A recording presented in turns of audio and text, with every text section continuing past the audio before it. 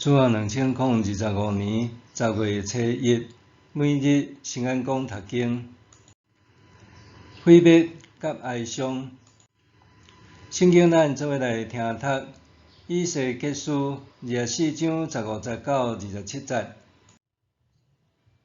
上主对我讲：人子啊，我要互你心爱的人忽然死去，毋过你袂用得哀伤啼哭，嘛袂用得流目屎。你通恬恬仔吐气，毋过袂用得家己办丧事。你着白头巾骹穿花，毋通黄喙手表示哀伤，毋通食为着丧家准备的食物。迄早起，我甲人讲即个事，迄暝我的某就死去。过早起，我照上主的命令去做。人问我：你若无要甲阮讲，你做这代志对阮有甚物意思？我甲因讲：上主对我讲话，叫我甲以色列人讲：至悬的上主安尼讲：恁将圣殿当作上夸耀的瓦壳，目睭所喜爱，心灵的寄托。毋过，我要互我的圣殿受亵渎，恁留伫耶路撒冷的囝、查某囝，拢要互人杀死。迄时，恁要照我所做的去做。恁毋通黄喙手表示哀伤，毋通食为着丧家准备的食物。恁嘛着白头巾骹穿花，毋通哀伤啼哭。恁要因为家己的罪恶衰胆，面对面嗨惨。上主讲：以西结就是恁的条头，伊做的，恁嘛拢要做。到迄时，恁就知我是至悬的上主。上主讲：人子啊，迄日我要拆毁恁瓦壳的堡垒，夸耀的阳光，目睭喜爱的圣殿，嘛要杀死恁的囝、查某囝。共迄日，对耶路撒冷逃走出来的人，要来你遮，甲你讲遮的代志。迄日，你无搁恬恬袂讲话，你要开喙对遮个逃脱的人讲话。安尼，你要成做因的条头，因就知我是上主。毁灭甲哀伤。当人面对突发的重大变故，往往会因为打击伤大就无法度接受。这是一种心理防卫机制，互人暂时压抑情感，隔离哀伤。一旦人的真实情感无法度表达，就会脱离现实，进入非常状态。先知以西结也有安尼的经验。上主对伊讲：耶路撒冷必定毁灭，人民要遭受重大打击。而且，以西结本身要成做耶路撒冷必定毁灭的记号。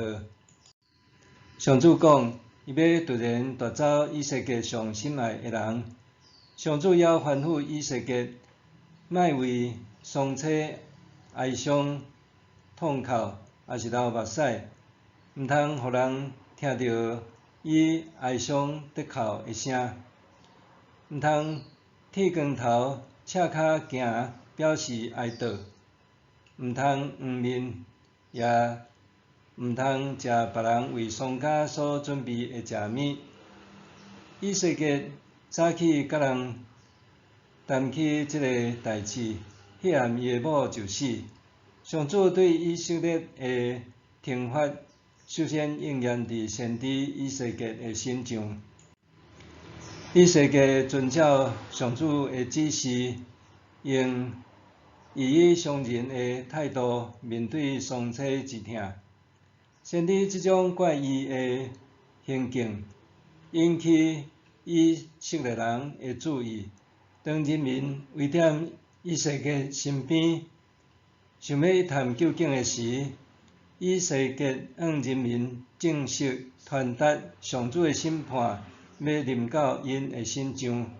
伊悲伤的遭遇，就是耶路撒冷得要受毁灭的预表。以色列人因伊为恶，目睭看做方位东方，心灵所寄托的圣殿要遭遇毁灭。留点城中的居民拢要受杀害。迄时，以色列人要甲以西结同款，悲伤的情感得袂到宣泄。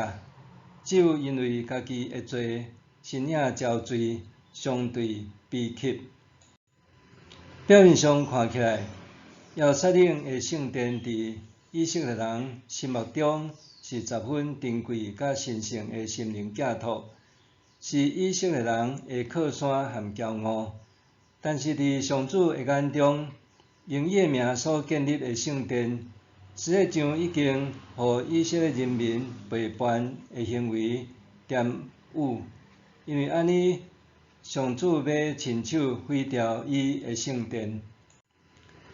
以色列人无法度接受圣城耶路撒冷受攻破的事实，直到整个社会陷入惊吓，对前途茫然，毋知要安怎。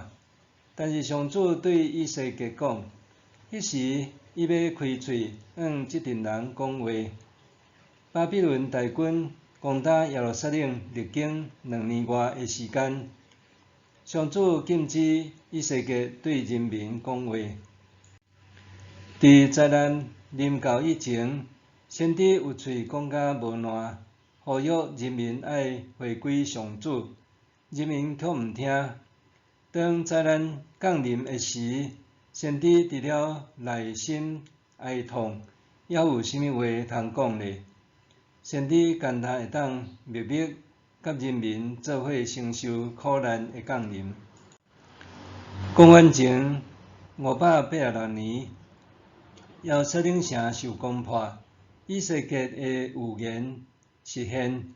上主甲以西结讲，爱开始向人民传达信息，情势已经转变。